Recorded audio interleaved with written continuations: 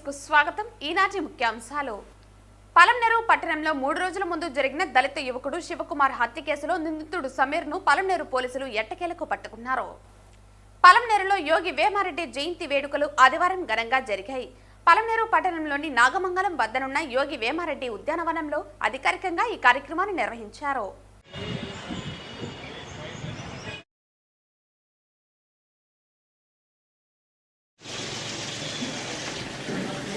Palamaner DSP Prabhakar కథనం మేరకు పట్టణానికి చెందిన సమీర్ చికెన్ షాపు నడుపుతున్నాడు. అదే షాపులో గత 8 నెలలుగా శివకుమార్ భార్య ఉషారాణి పనిచేస్తోంది. ఈ క్రమంలో ఆమెతో సమీర్ అక్రమ సంబంధం పెట్టుకున్నాడు. విషయం తెలుసుకున్న శివకుమార్ తన భార్య ఉషాను మందలించడంతో సమీర్ ఆగ్రహంతో పథకం ప్రకారం శివకుమార్ ను మద్యం తాగించి హత్య చేశాడని వెల్లడించారు. హత్య చేసి పరారైన సమీర్ కోసం పలమనేరు పోలీసులు గాలించి ఆదివారం ఉదయం బంగారుపాలెం ఫ్లైఓవర్ దగ్గర అదుపులోకి తీసుకున్నట్లు డీఎస్పీ ప్రభాకర్ తెలిపారు. అనంతరం నిందితుడిని రిమాండ్కు తరలించారు.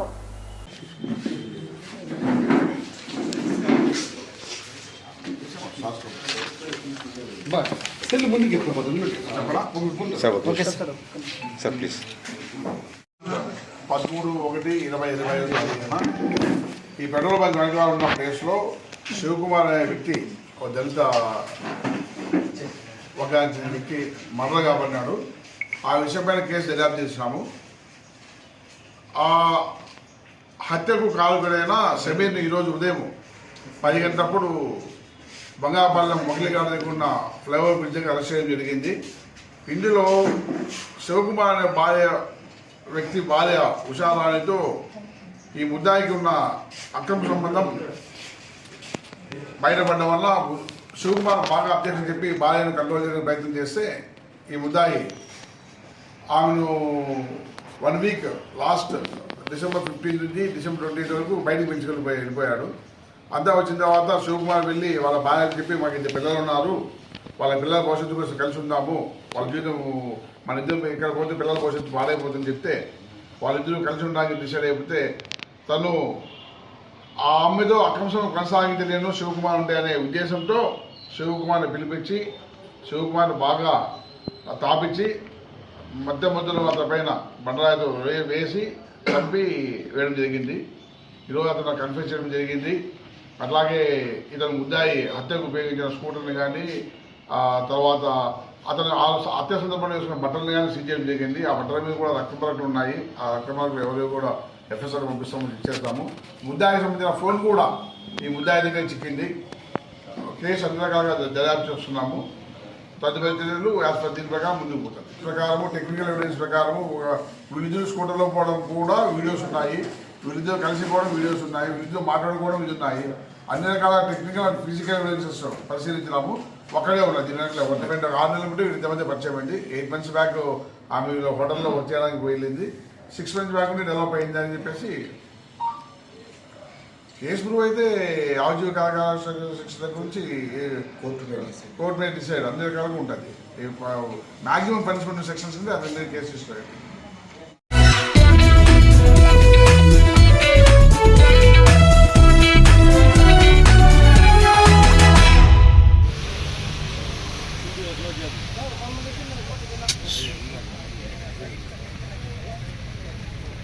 పలమనేరు పట్టణంలోని నాగమంగళం వద్దనున్న యోగి వేమారెడ్డి ఉద్యానవనంలో అధికారికంగా ఈ కార్యక్రమాన్ని నిర్వహించారు.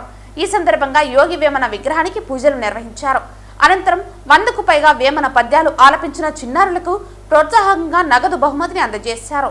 అనంతరం కవులు రచయితలైన డి కుమారస్వామి రెడ్డి, డాక్టర్ మలిచెట్ల దేవేంద్ర, గండికోట వారిజ, రెడ్డి ప్రకాష్, అశోక్, బాలకృష్ణమూర్తులను ఘనంగా సత్కరించారు. ఈ సందర్భంగా పలువురు కవులు వేమన కీర్తి అజ్జరామని ఆయన సేవలను కొనియాడారు.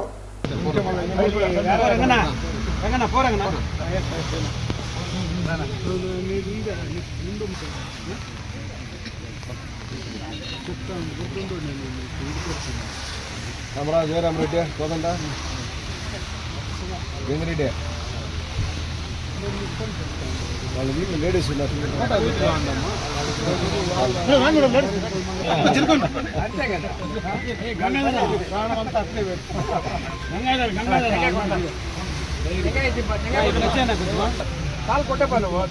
కొట్టే మహేష్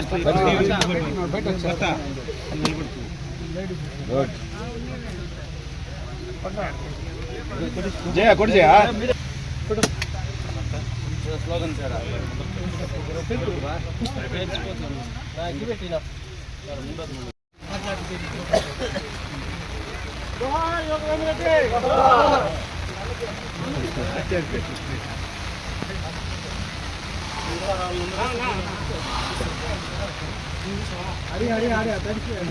ఎదరా కిషోర్ అన్న అయింది అధ్యక్ష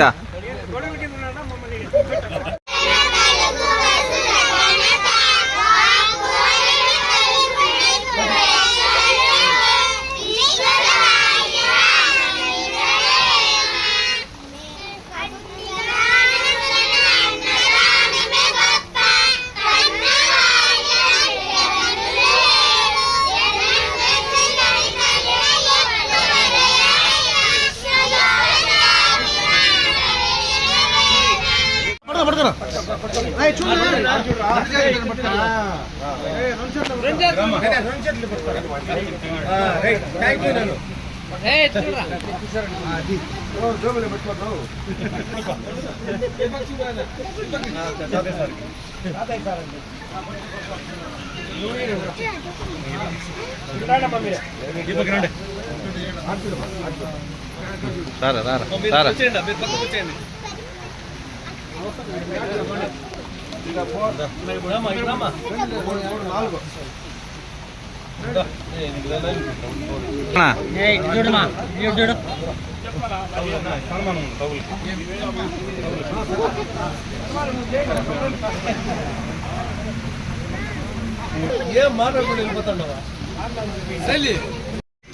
రెడ్డి గారి జయంతి సందర్భంగా ఈరోజు స్థానికంగా ఉన్నటువంటి కవులు రచయితలను సత్కరించాలని నిర్వాహకులు వారు తెలియజేసిన వెంటనే మనకు స్థానికంగా ఉన్నటువంటి కవులు రచయితల్లో మనకు రెడ్డి ప్రకాష్ అశోక్ గారు మనకి ఈ కవితల పోటీలో బహుమతి పొందారు.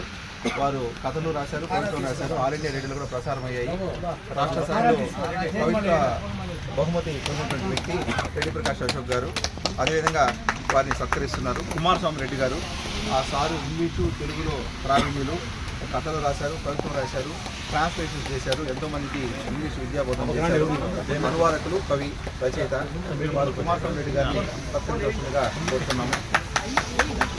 శ్రీమతి గండికోట వారిజ గారు కవయిత్రి, కథా రచయిత్రి, రాయలసీమ కథా రచయిత్రులు, కథా సంఘంలో కూడా వారి అదేవిధంగా ఆమె రచనలపైన కూడా విశ్వవిద్యాలయాలు కూడా పరిశోధన చేస్తున్నాయి. ఆర్టిస్టు, పెయింటరు, ఫోటోగ్రాఫరు, కవయిత్రి శ్రీమతి గండికోట వారిజ గారు. వారిని సత్కరించాల్సిందిగా కోరుతున్నాము.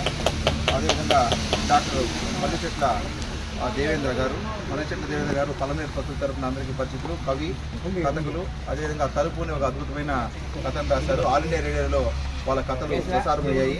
డాక్టర్ మల్లిచెట్ల దేవేంద్ర గారు, వారిని కూడా సత్కరించుకుంటున్నాము. బాలకృష్ణ గారు ఆయన సహజ కవి బాలకృష్ణమూర్తి గారు అనర్గళమైన ఉపన్యాసం వెళ్ళినటువంటి వ్యక్తి. రాష్ట్ర స్థాయిలో అనేక సాహితీ కార్యక్రమాలు కూడా పాల్గొన్నారు. బాలకృష్ణ గారు కూడా ఈ సత్కారాన్ని స్వీకరించవలసిందిగా కోరుతున్నాము. ఈరోజు ఈ కార్యక్రమాన్ని ఏర్పాటు చేసిన నిర్వాహకులకి, అదేవిధంగా అమర్నాథ్ రెడ్డి గారికి, ఇతర నిర్వాహకులందరికీ కూడా హృదయపూర్వకంగా ధన్యవాదాలు తెలియజేస్తున్నాం. బాలసుబ్రహ్మణ్యం గారు బీసీ వెల్ఫేర్ తరఫున మరి నిర్వాహకులకి, అదేవిధంగా వారికి కూడా సార్కి సత్కారం చేస్తున్నారు. అదేవిధంగా ఈ సత్కారం చేస్తున్నారు సార్కి ఆయన మనకి సోమశేఖర్ సార్ వచ్చి మనకి ఏమంటే అనేక అవార్డులు తీసుకున్నారు. జిల్లా కలెక్టర్ గారి దగ్గర కూడా అనేక విధాల జిల్లా స్థాయిలో బహుమతులు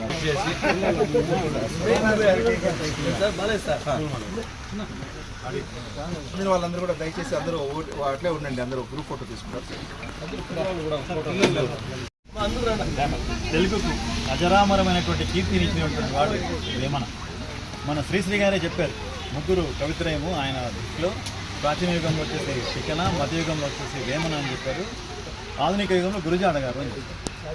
ఇది మామూలుగా 1806 వరకు ఎవరికి తెలియదు సాహిత్యము, ఈ వాంగ్మయం గురించి.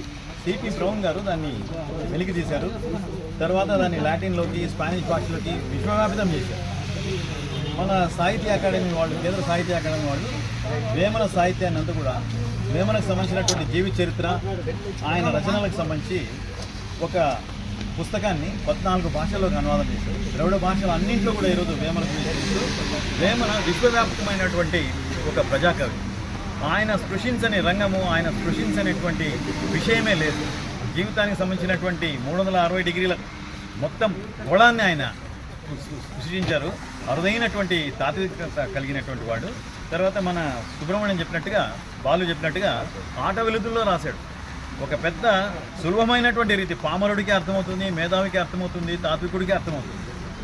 ఆయన స్పృశించని రంగం లేదనే దాంట్లో నా ఉద్దేశం ఏమంటే,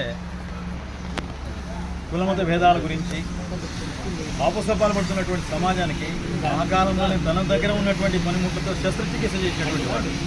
అప్పటికీ ఇంత ఆధునికత, ఇంత భావ సంచారము ఇంత లేదు. అయినప్పటికీ కూడా ఆయన తనకున్నటువంటి జ్ఞాన దృష్టితో సమాజానికి ఒక రకమైన శస్త్రచికిత్స చేశాడు తన రచనల్లో అని చెప్పచ్చు. యోగి వేమన గారు తెలుగు సాహిత్యంలో సృష్టించినటువంటి రంగం అంటూ ఏది లేదు. ఏ రంగంలో తీసుకున్నా ఆయనదంటూ ఒక ప్రత్యేకమైనటువంటి శైలి ముద్ర కనిపిస్తుంది. ఆట వెలది పద్యాలను ఈటెలుగా మలిచి సమాజంలో ఉన్నటువంటి కుళ్ళును, అసమానత్వాన్ని, అన్యాయాన్ని కడిగి పారేసినటువంటి గొప్ప వైతాళికుడు యోగి వేమన గారు. అలాంటి యోగి వేమన గారి గురించి అందరూ తమ యొక్క వేషధారణ గురించి చెప్తుంటారు. ఆయన గోచిపాత కూడా లేదని. ఆ గోచిపాత మీద అద్భుతమైనటువంటి పద్యం చెప్పినటువంటి జాషువా గారి మాట ఒకటి గుర్తొస్తుంది. అతడు వేమన భువన మాయా తమస్సును చీల్చి చెండిన బలశాలి.